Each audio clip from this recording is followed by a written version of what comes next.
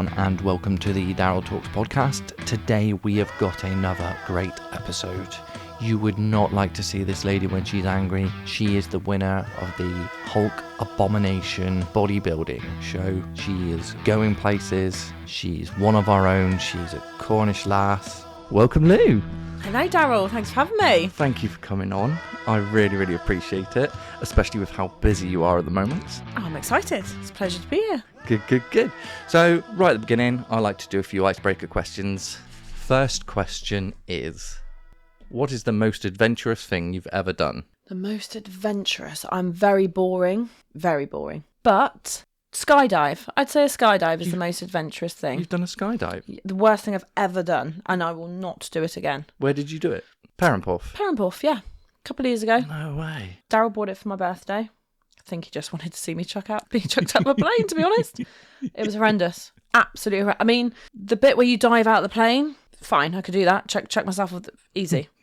I said to the bloke that I was attached to, I will be absolutely fine if you don't go around and around and around. That was like a red rag to a bull. And what did he do? I literally went round and round. Oh my God. I landed and I had to stay on the floor for about an hour. I can't even do the teacups. So it was horrendous. But that's probably the most adventurous thing I've ever done. And never again. Second question is, what would be your go-to karaoke song? Gold! Really? Always believe in your soul! That's it. You are the only one who has given us a rendition. Oh, really? Yeah, I love it. Absolutely. And it is amazing. You well done. No, what's the other bit? You are unstoppable. No, I don't know. Anyway, it's good when the words are there. Absolutely. Yeah, always gold. Liz hates it because I make up words literally all the time, and I'll just start singing, and then I'm ended up singing about Humpty Dumpty in the middle of a Katy Perry song. Oh, I love it. You're definitely a dad. I did that before children. Oh, Daryl. No excuse then. So, third and final question: what is your biggest ick? So, something that will grate on you more than anything that maybe not everyone will. Do you know what? It's the way people eat bananas. I don't like bananas. I don't really like touching them. I don't like the girls eating them. I don't like Daryl eating them. But people eat them in the most bizarre ways. They either peel them, or they snap the top, or they inhale them, and then they're full like hamsters. Oh my gosh. Or that you have those people that just nibble. Honestly, I've got so many things that I would like to say about the way you just nibbled a fake banana. I feel a little sorry for Daryl. And just to clarify as well, this is called the Daryl Talks podcast. Lou isn't talking about me in the third person. My husband is called Daryl. I have got a massive ego. But it's not that big. I don't ask my guests to refer to me in the third person. Oh, brilliant. Of course, we're going to get on to how much of a legend you are in the bodybuilding world, in the coaching world. But I'd like to start at the beginning, if that's okay. And just like, what were you like at school? What was I like at school? So at school, I won Rear of the Year. Oh, so you've always done arse. Yes. No amount of squats built this bottom. This was my mother. How old were you when you won this? Oh, secondary school, not like secondary school. Oh, okay. What's that, 16, 17? Oh, yeah, so like older secondary school. Yeah. Because I'm sure you're like at secondary school from like 11. I was a normal kid. I wasn't particularly clever. I wasn't not clever. I was middle of the road. I was always quite sporty. I was told, though, in my PE lesson that I would never amount to anything in sport, which is quite ironic. Well, but I always remember like doing press-ups in my room, squats in my room, sit-ups in my room. Like I always enjoyed physical activity. I was also bright orange. My hair was bright orange at school. So typical. Are you a secret ginger? Well, this is natural now. Like this is natural. I've never dyed my hair. My mum said to me, if you ever dye your hair, Louise, you haven't got a place to live. So I was like, okay, Mum. Obviously, I was known as the carrot top. But yeah. That's a thing now, though. People love a redhead. I know. All those boys that bullied me at school. But yeah, at school, I was really into art. Really enjoyed art. Really? Yeah. Sorry, I just didn't see that coming. Which led me on to start a fashion and textiles degree at Plymouth College. No way. Yeah. So, is that still lingering now? No. No? Well, No. I'm still crafty. I still enjoy a bit of painting. Like if I had time, if Yeah, of course. I would. But no, I did a year, and then I remember saying to my mum, I'm really, really sorry, but I love Cornwall. I love living in Cornwall, and I don't want to move. And I quickly realised that to make it worthwhile being in the arts, craft, textiles, you had to kind of move. You had to leave. Like London was where you were going to try and make it. Absolutely not for me was London on my list. They're in so much of a rush. That's the one thing I notice about London. Everyone's in a rush. Yeah. Whereas down here, people are walking backwards. They're going that slow. Oh, yeah. And they socialise so much in London. That is not for me. No, thank you. I want to go to work and go home and be in silence. Not go to work, go for a drink with my work colleagues, spend the evening with them, go to bed, see them again the next day. How many years did you do? So I did 1 year. I did my first year at college at Plymouth Art College. So yeah, and then came home and said to Mum, I'm really sorry, Mum. It's not for me. So I actually got a job with a local cheesemaker. Cheesemaker? Yeah. Well, Yarg? Cornish blue cheese. So that was the one based in Minions. Oh, yeah. Not Yarg. Cornish blue cheese. So yeah, worked for Phil because he was a family friend. And then soon realised that actually I quite enjoyed food safety. And like that aspect of it, I was like, I want a bit more. I want a bit more than this. So I messaged Andy Atkinson, who owned Cornish Orchards, cider company in Chile, and just really cheekily said to him, "Hi Andy, I want a job. Can I come meet you?" No way.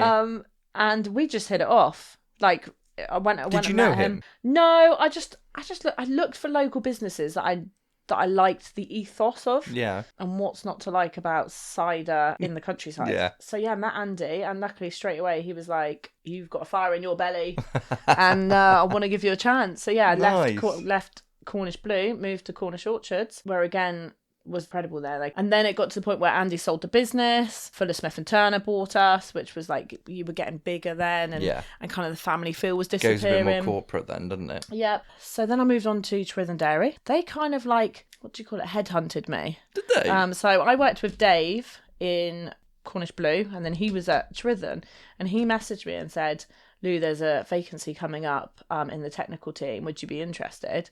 And I was like, "Yeah, why not?" Like, milk's really high risk. Trithen was, a lot bigger in the supermarkets, kind of branching out. So I thought, this is another element to, my career as such. So, and then boom, got pregnant with Elsie. So when did you meet Daryl? Oh my Lord, met Daryl a very long time ago. I met Daryl when I was 20 in a nightclub in Plymouth. And do you know how he pulled me, Daryl? How? He had a black eye, and he came over to me and he went, "You're the fit girl from the Barley." And I literally looked at him, and my best friend was stood next to me, and she was like, "Yeah, no, keep moving." And then apparently spent weeks trying to find me on Facebook. And he did. He located me on Facebook. And that wasn't a red flag. And I've never been the same since. So you fell pregnant. Fell pregnant with Elsie, yeah. And she was a COVID baby. So because I was in technical management, I had to stay at home. I was pregnant, working from home. It drove me absolutely insane because my team's all there. So I'm very much a hands-on manager. Like I didn't want to be sat behind a screen. I didn't want to be protected because I was pregnant. I know COVID, no one really knew what was going on, but I just felt inadequate. It was so hard. So continued to work, and then finished. Obviously Elsie came, having a baby in COVID and lockdown. Even though it was the end. So Elsie was beginning of July. So it was the end, but quite lonely, quite boring, which is why then I thought, right, what can I do with all this time I've got? Because I can't have any visitors. I can't do anything. No, so we had Elsie in Trelisk, Cornish baby. Oh, proper Cornish baby. Yeah, proper Cornish baby. And then we were allowed to go home. Literally like 2 hours later, I was like, what? Oh my God. So I had it at like 7:30 in the morning. At 10:30, they were trying to kick us out. No and I was like, Daryl, we're not leaving. We don't know what to do. We are not leaving. But so he had his paternity for 2 weeks, but then went back to work. But then it was still limited. Like you couldn't do anything. So, and I'm not very good at sitting still at all, or just, just enjoying life on the sofa. So I just thought, what? Actually, it was my coach at the time, Dean. I PT'd with him for a long time, and he said to me, if I ever open a gym in Liscardlow, you need to qualify to be a PT. And I was like, absolutely not. I've worked my bottom off to be in the food industry. I found qualification online where you had to be part of seminars, you had to do assignments, you had to do exams. And then once COVID restrictions lifted, you then had to go and do face-to-face exams. This was in personal training. Oh, cool. Yeah. Sorry. So yes, and then I was like, oh, well, I might as well do it now because I'm on maternity. I can't do anything. This baby sleeps all the time because at the early stages, it's brilliant. You're either attached to your breast or attached to the sofa. So that's when I didn't go back to rhythm because I was already pregnant with my second child. Launched my business, which was Onefitwarrior, and operated out of D&G Performance Gym in Escard. And I said to Daryl, what are we doing? Like, I'm pregnant. Like, I can only do this for another 9 months, you know? And Daryl was like, Lou, you're the hardest person I know. You will make this work. Put everything I could into the 9 months. So this is all really recent. Yeah. So your like success has been very quick. Bit mad. What was it like training, like PTing with your clients and stuff? What, knowing that I was pregnant or? Yeah. Hard, because obviously when you just start a business, you want that momentum to grow and you don't want to put anyone off. So, and I didn't actually tell anyone, or me and Daryl didn't tell anyone we were expecting our second till I was 20 weeks pregnant. I hid it very well. Lots of big baggy jumpers and because of the business, really. I'm so lucky with my clients because they all stayed, they all waited. You have got a real loyal oh my god, the Onefitwarrior family yeah is insane. I feel so lucky because every single one of them is just so lush, but they're so different, and that's what I love about it. You know, there is no kind of they're not all from the same mold, are they? Not like, at by all. any chance? Not at all. And we have lots of different ages, genders, abilities, you know, interests within there. But actually, the one interest that brings us all together is we all want to kind of improve ourselves from a physical, mental headspace, and everyone just supports one another. It's just so lovely. I spent months and months going, I can't do it. Always trained by myself or with like a partner. Yeah. Never been to a group thing. And then I went once and then wanted to be at everyone. Yes. And that's credit to you and the atmosphere you create. Because even when you weren't there, and Daryl was, it was epic. I mean, he's a bellend, but he means well. The hit sessions he used to take at Menhenia. Yeah, I was very fortunate not to be at some of the worst ones. He definitely had like a sergeant major. You were building your client base. Yeah. And then you went off? Yeah, I had this amazing opportunity. So it was obviously in the pipeline. When you start building your own business, you start looking at how to just develop, how to grow, how to get bigger, how to get better, how to keep delivering to your clients so they stay interested. And after kind of analysing like the product I had over 2 years, I actually realised that 99% of my client base weren't through the gym. Yeah. Were through my classes that I run outside of the gym, was through my online programs and training, and was through friends and family that kind of just spoke about me. Very word of mouth, wasn't it? Word of mouth, massively. You post excellently on social media and everything. Social media. Cannot beat word of mouth. Yeah, everybody who I spoke to, because when I go to these sorts of things, I'm either class clown. No, really? I know. Surprises me that. Or I will just talk to everyone. Yeah. And I want to find out everything. And they all think, fuck, he's here again. Yeah, exactly. And bearing in mind some of the people that were there, they were worried about me. So what was this opportunity, sorry? Obviously, the plan was to eventually have my own space. Lucky enough, I had a client who had a space up for grabs that she just said to me, come and have a look at it. So I went home and said to Dow, someone's got a site that they want us to have a look at. So he was like, yeah, cool, let's go. Let's go at the weekend. So like Thursday, went and viewed it on the Sunday. Honestly, I turned up and it was an old pig shed that was in dire state, filled to the brim with absolute rubbish. And Daryl knows my face. Yeah. And he's looking at me and I'm thinking, there's not a chance in hell. So like, what do you think? I'm like, yeah, well, me and Daz will go and chat. So we leave. And I looked at Daryl and he looked at me and he went, if you don't take this opportunity, Lou, you will kick yourself. And I went, but have you seen it? Daryl was like, trust me, it'll be all right. Oh. So I went back to him and said, yeah, come on, let's crack on. When do you think it'll be ready? The state of it, I thought 12, 18 months time. Yeah. So this was October. They were like, oh, May? And I was thinking, yeah, all right. Beginning of May, we were in. And it was just perfect. It was more than I ever imagined it was going to be. just stunning, absolutely stunning. And it is absolutely beautiful. Oh, it's the location, like a converted barn as a gym space. So I like to call it, the private fitness studio. People arrive, and men, females of all ages arrive, and they all say, "My God, this space is just beautiful." The location, you look out onto the old farm, you've got a pond, you can hear the birds. It's just, you've got the double doors. So in the summer, when we get summer in Cornwall, yeah. it's just so beautiful. But then that also makes me incredibly proud. So all my clients say to me, I'm such an OCD freak. It has to be immaculate. Because I want people to respect it. I want people to come in and go, oh my God, this is beautiful. This is so clean. This is refreshing. It's a safe space. And that's what I like. A lot of my clients say, this is my safe space.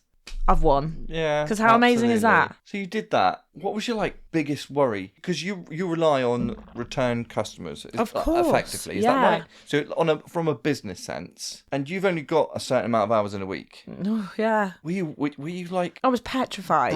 Bricking it. Petrified. Because I operated in Liskeard.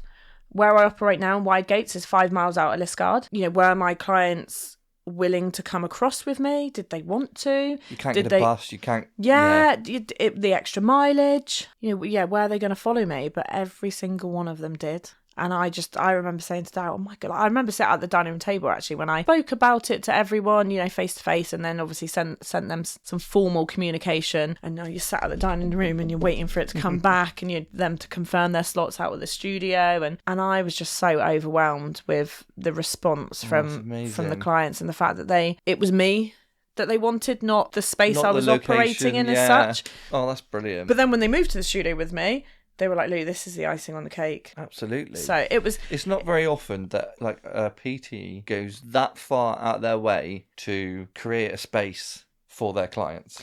Do you know what I mean? There's not much in it for you. But also for me, I was a young mum. I was a young mum that struggled to work out because there was very limited spaces that you could take a baby or a child. I also, now I'm very confident in a gym, but I also know there's a lot of people that are not confident walking into commercial gyms. Why do you think that is?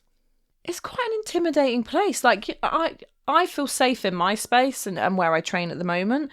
But if I'm away and I go into a new gym, it is intimidating. It's daunting because every machine's different. It's set up differently. I find it daunting. So if I find it daunting, people that are new to working out and entering gyms, it's terrifying. And there's a stigma, isn't there? Go in because you're a bloke and you lift heavy weights. Well, that is changing, but we need to kind of do what we can to make it change. Public gyms are better, but a smaller public gym, that's where it's dangerous. You need other people with a similar ability, similar sort of... And that's what makes you feel comfortable, isn't it? Yeah, and you've done really well with that. Yeah, hopefully. That was the aim. To just provide a safe, welcoming space that you can walk in and just be you. And no one judges you, no one, and it's lovely. The group sessions there, everyone is so supportive and motivating to one another. And when we get new people join, it's I just kind of stand back sometimes, and it is the Onefitwarrior family, and I couldn't be proud of it. To be honest. Where did you come up with the name? I think one day I said to Daryl, "What about Onefit?" And I think he said, "But Lou, you're my warrior.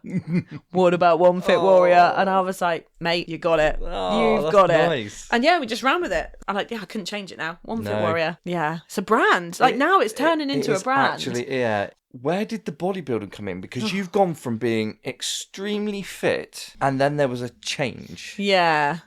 There was. What caused that? So I've always been into fitness. Daryl and I, when we didn't have kids, we'd work out in the gym together. I did a lot of online programs with people, different coaches. So I was always into fitness and working out, but never really 100% with the diet. That's the hardest bit. Also, from what I hear, the most important bit. And it's absolutely not made out of the kitchen. So... I liked group classes, took part in group classes, did a lot of running. So just before Elsie was born, so in 2019. Good mother check. Daryl actually bought me a necklace with our children's birthdates on it because I go into the doctors and they're like, when was your daughter's born? And I was like, but I did a lot of running. So it was 10Ks, half marathons. I get obsessed with things. So if I'm into it, I'm into it. So the year before Elsie was born and the year before I got pregnant, so it was 2018, I did either a 10K or a half marathon every single month. Just obsessed with getting the medals. And then got pregnant, and then obviously did the PT, and then really moved into like the weightlifting side of things.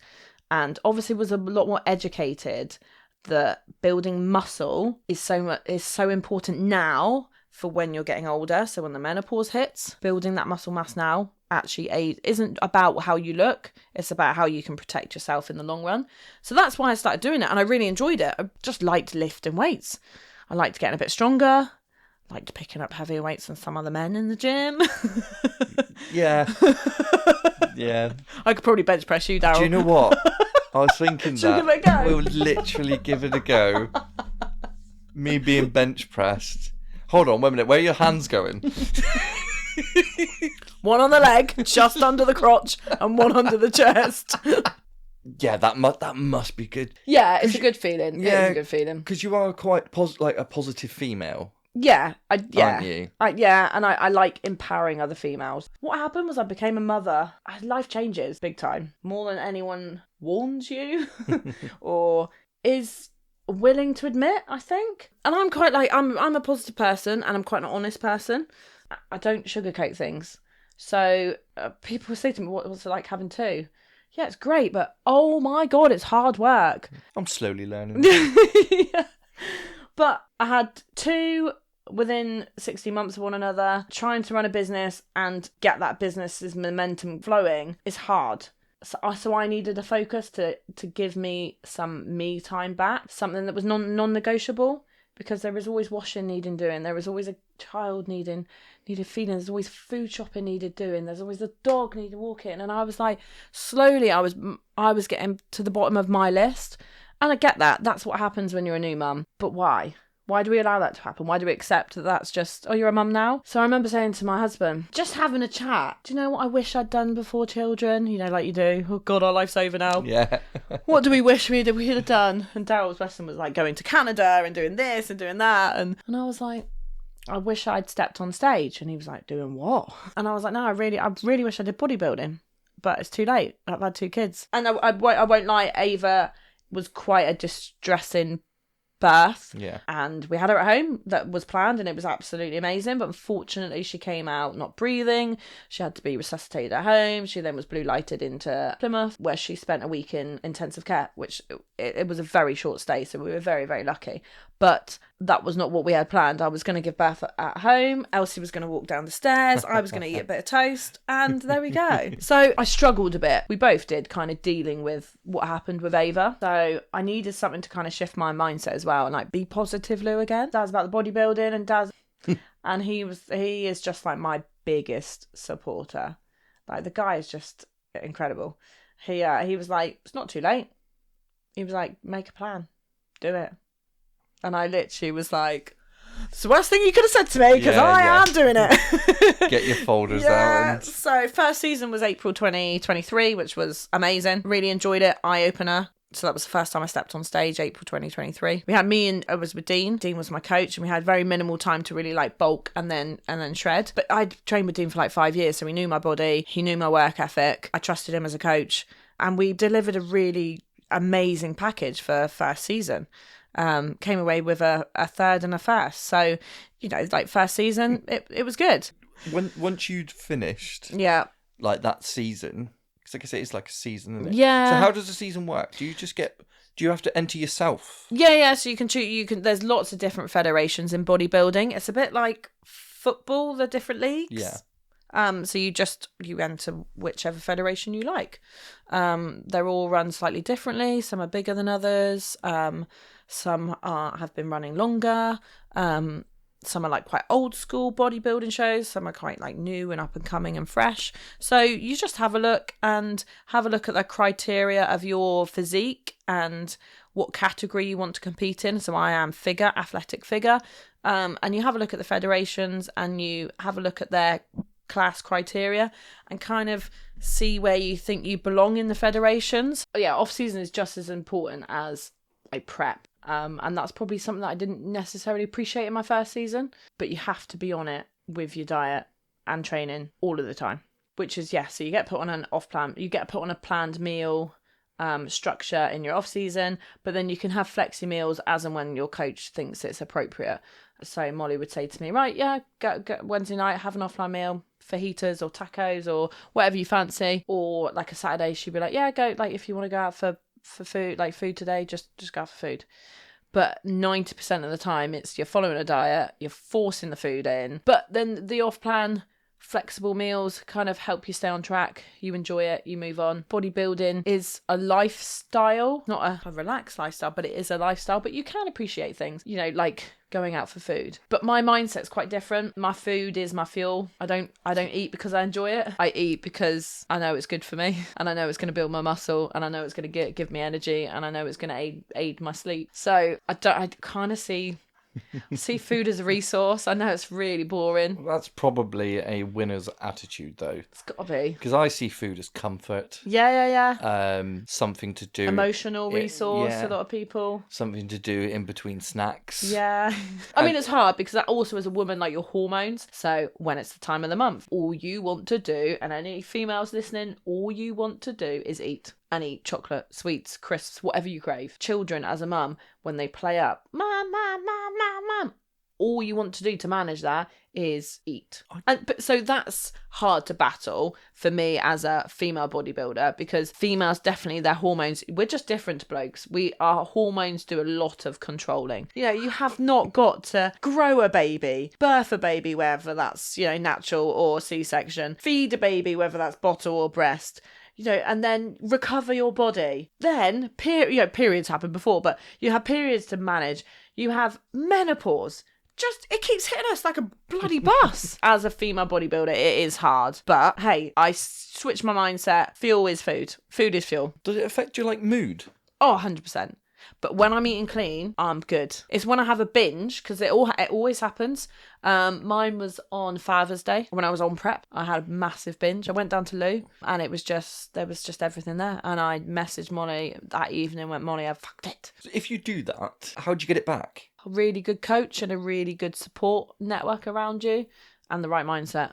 So I messaged Molly, my coach, and said, Molly, I mucked up. I've totally eaten off plan. I've eaten a shitload of calories today. What do I do? Do I do extra cardio? And Molly was like, no, draw a line. Tomorrow's a new day. Don't punish yourself. We just move on. Daryl was very much like, do you want me to remove anything out of the house? Is there anything that I'm bringing in the house and eating that is encouraging you to just... And I was like, yeah, that chocolate spread and the Biscoff, that needs to go for a minute. That just needs to go. And then I'm quite good at just going, and I say it to my clients about all the time when they say to me, oh my God, today was an off day, I mucked up. Cool. Draw a line, move on.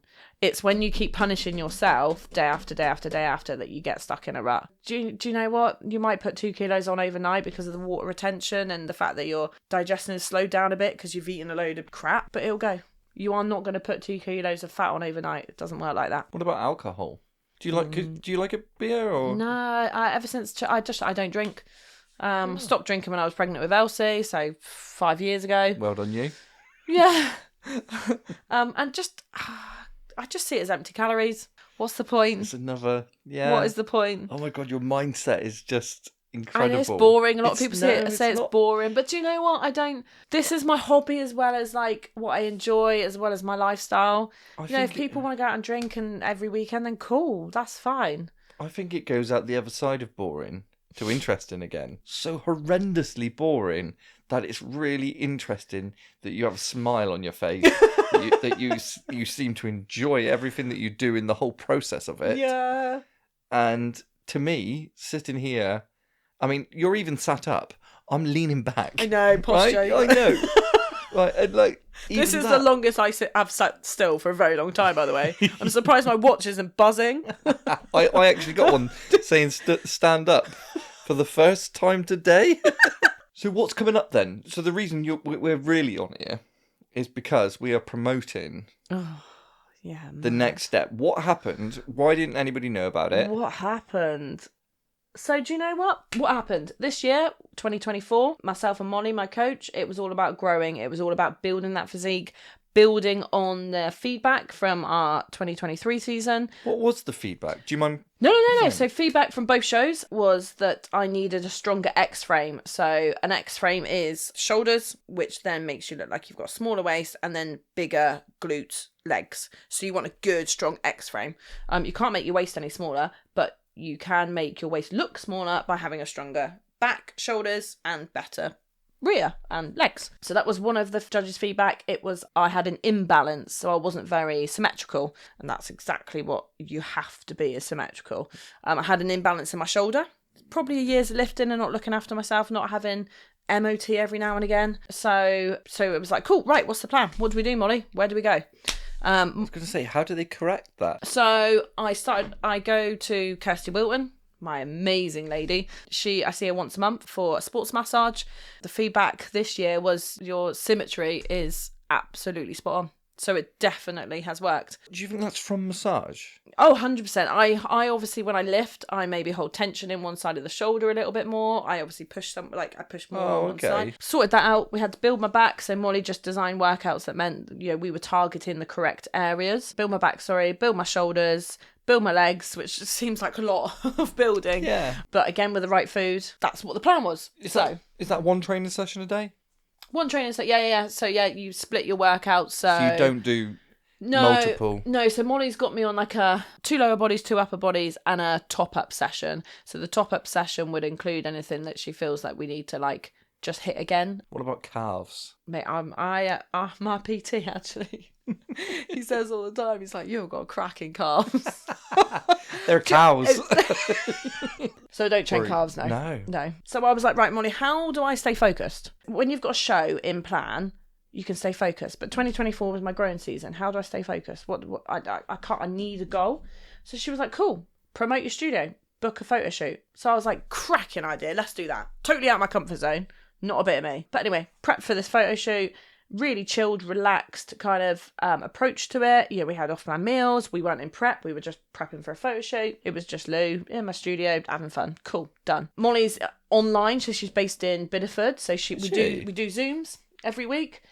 So she came down for my photo shoot and she saw me and she went, Lou, you're about 4 weeks out for stage. You are stage ready with a bit more pushing. So you've got a PT and a coach. Yeah, so Molly, my coach. So Molly, my coach is like my diet and my workout plan. But then I just got a PT, a one-to-one face PT once a week that just pushes me. Who's that?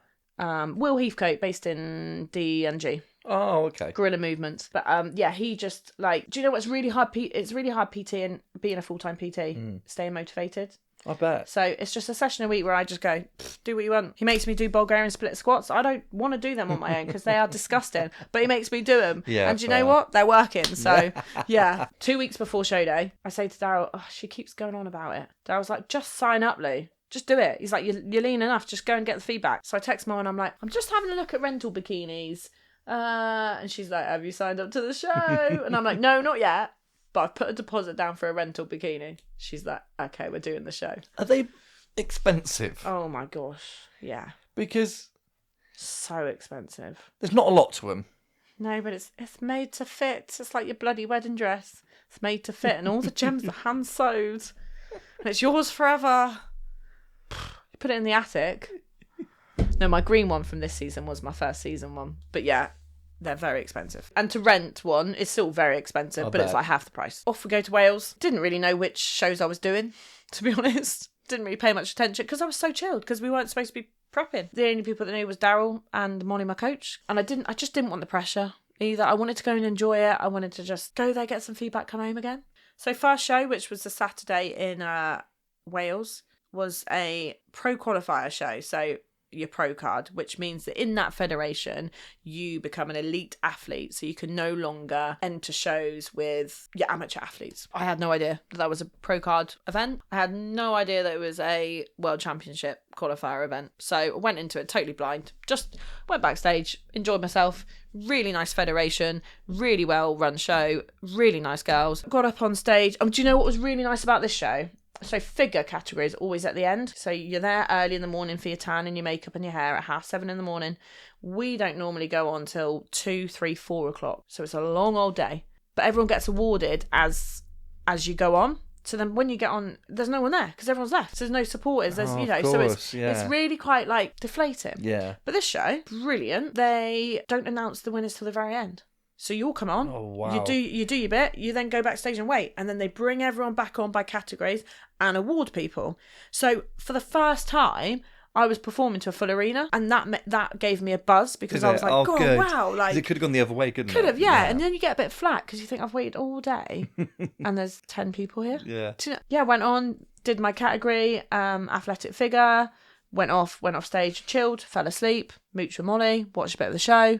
And then it gets to the end of the show and they start bringing everyone on. So go up. There's a girl that is in my category and she looks phenomenal. And I'm like, yeah, she's won. She's got it. She's confident. She's a salsa dancer. Oh. Honestly, she was insane. She ticks all the boxes. I won. And I was like, oh my gosh, I've won my category. And then with that, they awarded me my pro card. And I'm looking at trying to find Molly in the audience like, what? A pro card? Like, this is insane. So then we go off stage and I'm like, Molly, I've got a pro card. She was like, I know. She was like, how amazing. So I'm ringing Daryl and Daryl was like, what? And I'm like, I know, I've got to go on for the overalls. So the overalls is, they have a female overall and a male overall. So the female overall is all the female winners of the day in every category. So there's just slightly different criterias for the physique. So every winner goes in to battle the overall best female of the day. But you're not being judged against one another. You're being judged against the person that fits their own criteria the best. Oh, that makes sense. So they're judging me against athletic figure. They're judging bikini against bikini. But you have to be the best person that fits your criteria. Yeah, so how far you won by, basically. Yeah. Go up and I'm doing the pose down and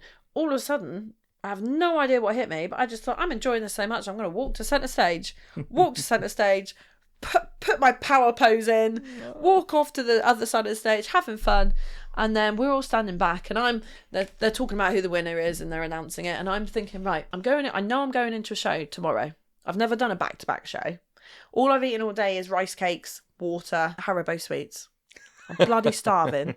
But I know I've got a show tomorrow, so I know Molly's not going to let me go mad. I'm thinking, what's she going to allow me to buy in Tesco's? So I'm looking over to like my left thinking like, I'm so interested in how this goes. And then the bloke walks over and puts the bloody winner's overall medal around my neck. And I think I fall to the floor or something. And I'm like, just bloody won the overalls. I can't believe it. So I walked to centre stage, get my pictures. And then they go, and you have also got your invite to represent Great Britain in the World Championships in Rome. Oh, and I can hear Molly down below the stage like, I want to get on stage, I want to give her a hug. Because I have first client to get a pro card and get an invite to the champions. Oh, so you're like a... So for Molly as well, like I as a coach, I know how important that is. Proper teacher's pet. No. But like, because Molly's got some amazing clients, but I know as a coach how much that moment would have meant to her. I bet. So not only did it mean the world to me, because I thought, holy moly, like, what is happening? I just knew that for Molly, it was just phenomenal. It was such an incredible moment. They want me to push for another 4 kilos off what my stage weight was on the Saturday. So push up. No. Lose, yeah. Basically in Italy they like a sharper look, right? So a lot more definition. My upper is on, but my hormones, females, this is where we hold it. So I've just got to push. So how do you? Surely there's not a way that you just no. You can't target where you lose it. No. You can't target where you lose it, but. I was pretty shredded on top. It wasn't going to go from there anymore. Like there was nothing there to lose. So it's like now pushing your body to the part where it doesn't want to go. Yeah, because from the way I see you, I can't see where you're going to lose 4 kilos from. For me, I look at a leg and I can see where I can lose 4 kilos. Yeah. But so that's going to be tough. It's going to be tough. It is going to be tough, and that's bodybuilding. Yeah. It's. This next bit, so Molly's got me on maintenance now. We've pushed food right back up, cardio's down. 3 weeks of kind of just getting my hormones back level, recovered, enjoying my food a bit, feeling relaxed, feeling energised. And then it's going to be 7 weeks of hardcore foot on the gas. So when is Rome? So Rome is the 29th of September this year. But I can't, to represent Great Britain in the World Championships of bodybuilding. I mean, it's incredible. I feel so privileged that you've taken the time out to sit and talk shit with me. Like, I'd only be at home mowing the grass, probably. Well, I mean, you could have made something better up than that. But I actually had the BBC on standby just in case you cancelled on me, and I was on CNN in America. But no, just mowing the grass. Injury. Yeah, injury is, I don't really want to talk about it just in case I jinx it. Fair enough. But yeah, we just need to not get injured. The reason I asked that question is because 2 seconds into you entering our house, you trip over Yeah, true. Yeah. the stairgate. Yeah. No, but there's things like, like my PT 2 weeks before, we kind of pull back so we're not going so hard. We don't want to risk injury. Like, you drop the weights a bit, you drop the intensity. You don't jump out of a plane at this point at all. No. You just try and be as safe as possible. Is there anything you miss? Yeah, like definitely, like just... Because it's so much It's time and... It's a lot of time, it's a lot of energy, and it is hard. Like I try my best for it not to affect the family, which is why I get out at 4:30 in the morning and make sure I get my cardio done and make sure I train. So the girls are still in bed, Daryl is still sleeping. So from that point of view, my time, it doesn't affect them. I then go to work, I then have the girls, Daryl comes home from work, I then go back to work. I then come home and Daryl goes to train. So, yeah, I try and make that not affect the family. To be honest, when I say to Elsie, what do you want for tea tonight? She goes, rice, chicken and broccoli. And I'm like, okay, like I cooked them shepherd's pie tonight, didn't touch it, ate the carrots, ate the peas, ate the meat, didn't want the rest of it. From that point of view, they don't suffer. But what we miss as a family is... going out and being like, oh, should we have fish and chips? It's not like I crave it, not like particularly want it, but it's just that relaxed, oh, should we eat out tonight? And like I enjoy, we did the Camel Trail the other day as a family. I enjoy doing stuff like that because I'm active. But when I'm not on prep and when it's a bit more chilled, would we have just sat on the beach and done 4,000 steps that day? Do you know what I mean? Yeah. Daz is really good. Like we'll go bowling together for a date night, or we'll go paddle boarding. But he did say to me the other day, I just want to sit opposite you on a table and eat some nice food and enjoy it. It is hard and it's more hard like occasions. So like I've got a couple of weddings coming up before Rome, so I'll take my lunchbox and eat what I have to eat rather than their food. I'll get the comments, oh, can you not just have one meal? That must grate you, mustn't it? Yeah, it's hard because people don't get it, and I don't expect people to get it. But I wouldn't sit next to someone and go, God, will you stop eating? Yeah.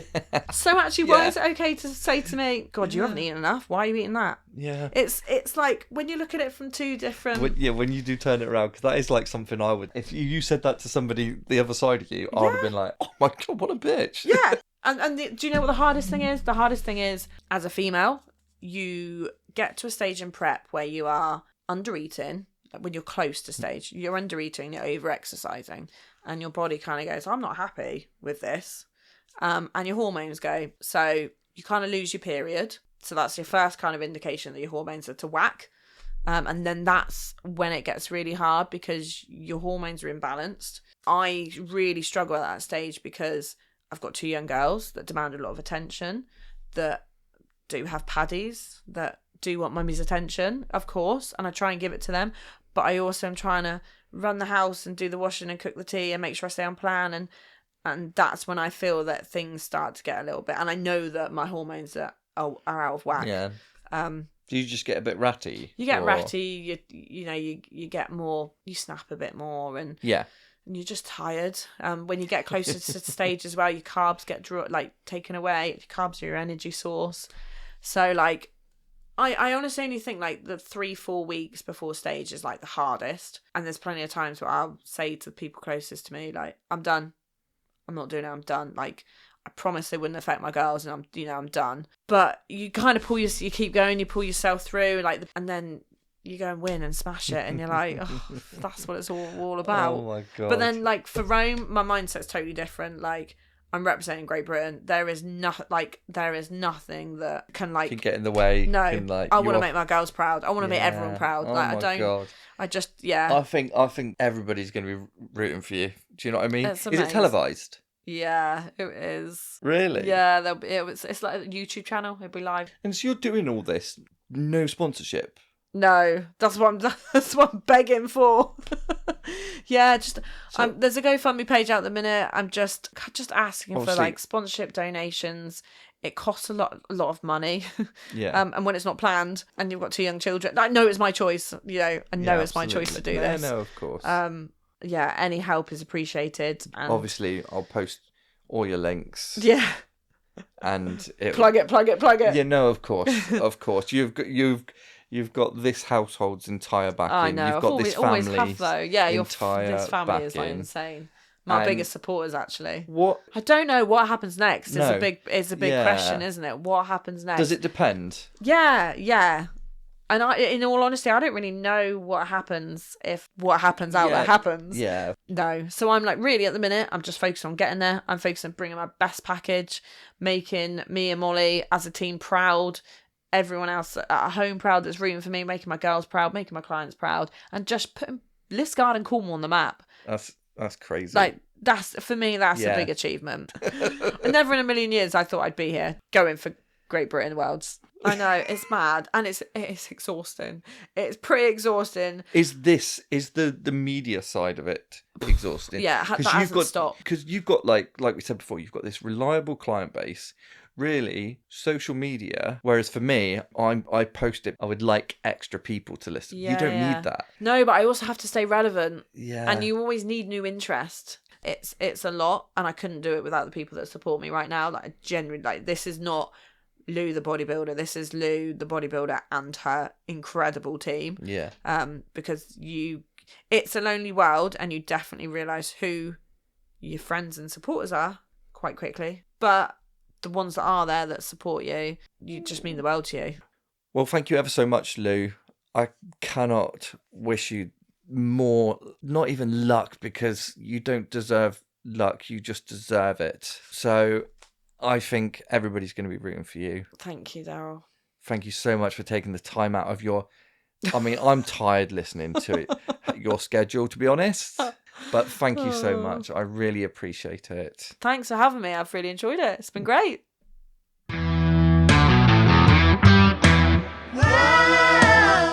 So there we go. Another episode. Another amazing story. Please, guys, have a think about how you can support Lou in getting her to the World Championships. She deserves it. Cornwall deserves it. It's not every day this sort of thing happens. So thank you for listening. Please continue to share, talk about it, follow, contribute in the chat.